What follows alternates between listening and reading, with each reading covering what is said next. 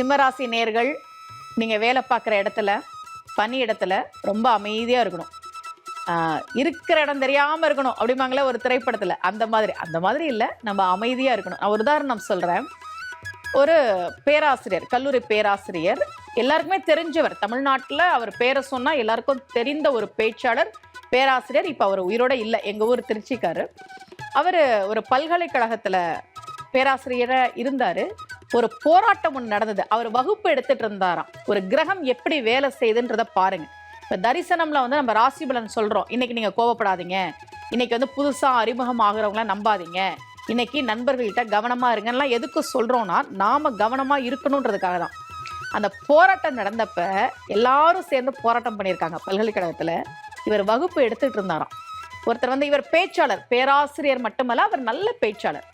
ஒருத்தர் வந்து, கிளாஸ்லாம் அப்புறம் எடுத்துக்கலாம், நீங்க வாங்க, வந்து கொஞ்ச நேரம் பேசுங்க, எல்லாரும் காலையில இருந்து கோஷம் போட்டு போட்டு சோர்ந்து போயிட்டாங்க, நீங்க வந்து பேசுங்க, எங்களை உற்சாகப்படுத்தி பேசுங்கன்னு கூப்பிட்டுருக்கிறார். நல்லா கவனிங்க.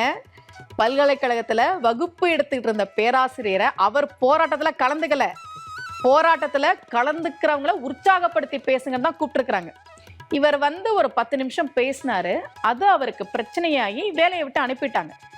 அதுக்கப்புறம் அவர் பேச்சாளராக மட்டும்தான் இருந்தார். வேலையை விட்டு அனுப்பிட்டாங்கன்னா வேற எங்கேயுமே வேலையில சேர முடியாதபடியான ஒரு சூழல்ல அவரை வெளியில அனுப்புனாங்க. இதெல்லாம் எப்படி நடந்தது? கிரகம் அந்த வேலையை செய்யுது. அதனாலதான் ஒவ்வொரு நாளும் ராசி பலன்ல இதுல கவனமா இருங்க, மனைவி மேல கோபம் வந்தா இன்னைக்கு காட்டாதீங்க, கணவர் மேல கோபம் வந்தா இன்னைக்கு காட்டாதீங்கன்னு நாங்க சொல்றதுக்கு காரணம்.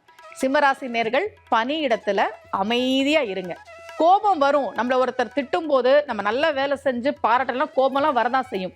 ஆனா அதை காட்டுவதற்கான நாள் இன்றைக்கு இல்லை அப்படின்றத மனசுல வச்சுக்கோங்க. பணியிடத்துல அமைதியாகவும் பொறுமையாகவும் நிதானமாகவும் இருக்க வேண்டிய நாள் இன்றைக்கு.